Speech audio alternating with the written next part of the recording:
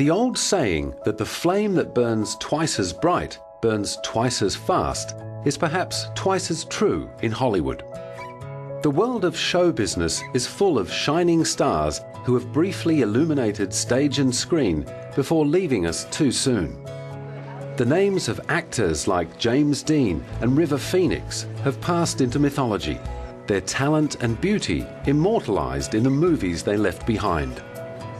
Tragically, on January 22, 2008, another name was added to the list of movie stars who have passed away before reaching their 30th birthdays.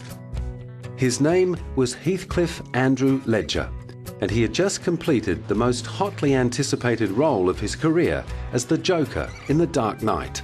His brilliance, his how kind he is, how much he loved his character, how much he prepared for it, his the courage it took for him to play the role, and the time I got to spend with him. It will be always. I'll cherish that memory. He was just, absolutely free in a way that is incredibly unusual, even for the greatest actors. And it's thrilling working with someone who's in that place and contagious. And I had a wonderful time working with him. He immersed himself completely. He had just a fantastic time making this movie. I did too with him. We very much enjoyed watching each other, our performances, the immersion in it. He's created this anarchic, Sid Vicious-like punk rock Joker, unlike any Joker that's been seen before. I think it's a real classic portrayal that will be remembered for ages. Heath Ledger had never had trouble being remembered, even at the very beginning of his career. Thanks to his heartthrob good looks, he found early success in soaps like Aussie drama Home and Away, after moving to Sydney from his hometown of Perth while still in his teens. In a foretaste of things to come, Heath even played a troubled gay cyclist in the ill-fated sporting drama Sweat. He caught the eye of Australian director Gregor Jordan, who cast him opposite screen veteran Brian Brown in the crime caper Two Hands. The film was a success both in Australia and overseas. Hollywood sat up and took notice, and he was snapped up to sing, dance and act opposite teen queen Julia Stiles in the comedy 10 Things I Hate About You. Other roles quickly followed, including a chance for Heath to work with one of his childhood heroes, fellow Aussie Mel Gibson, on The Patriot. Oh, he's a national hero, Yeah, he does, and never in a million years did I imagine that I'd be working with him. Of course I grew up, watching all these movies, Mad Max and Gallipoli, and I tell you what, he was the guy who bridged the gap between the two industries for us, so, he's a man. Another period piece followed, this time a comedy. Heath spent several months in Prague filming the rollicking hit A Knight's Tale. The film struck box office gold, and Heath found himself scaling Hollywood heights at a rate even he hadn't foreseen. I guess not. I don't know if you imagine it. You just strive for your next job, and that's it, and that takes you to here, and that's really it. I don't know. I never really had one goal, But even at this early stage in his career, the young actor had his eyes on the bigger picture and was determined to become much more than a Hollywood heartthrob. I have made a conscious effort to kind of slow down my career in a way. I mean, I had an opportunity to take other paths, but I just, and once you're on top, there's only one place to go.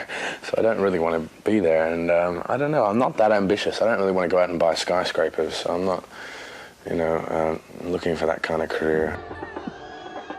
Determined to steer himself away from the pin-up boy roles, he surprised everyone by turning down a string of high-profile roles, including Spider-Man.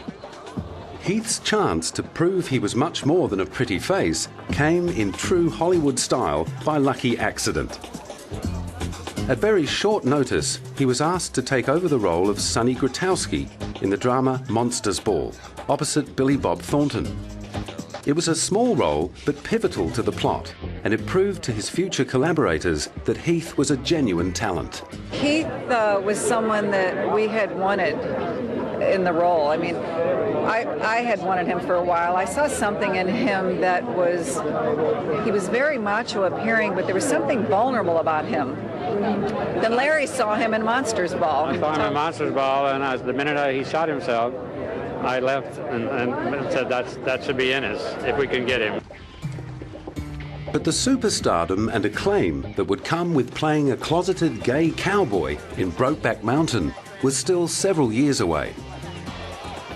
In 2003, Heath teamed up with Two Hands director Gregor Jordan to play another outlaw on the run.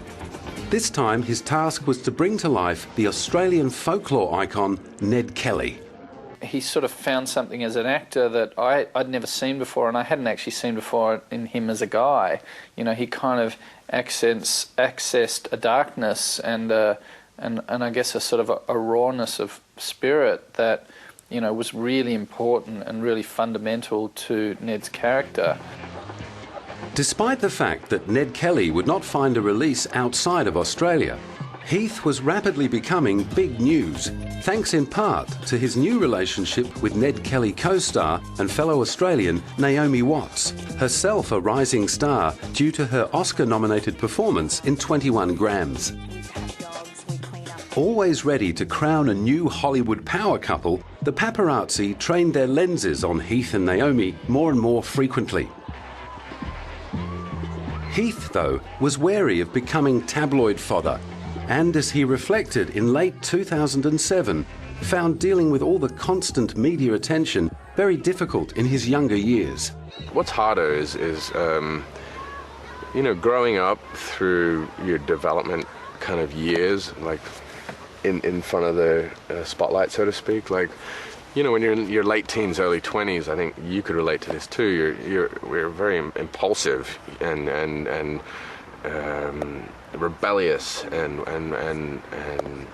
you know, and so therefore I was very much that way and very defensive and very guarded about my personal life, and it's just as anyone would be at that age, you know, and so, you know, I was just as anyone else, any other guy during that stage of his life was, except for in the media, you know, in front of the public eye. And so it was documented, my development as a human being.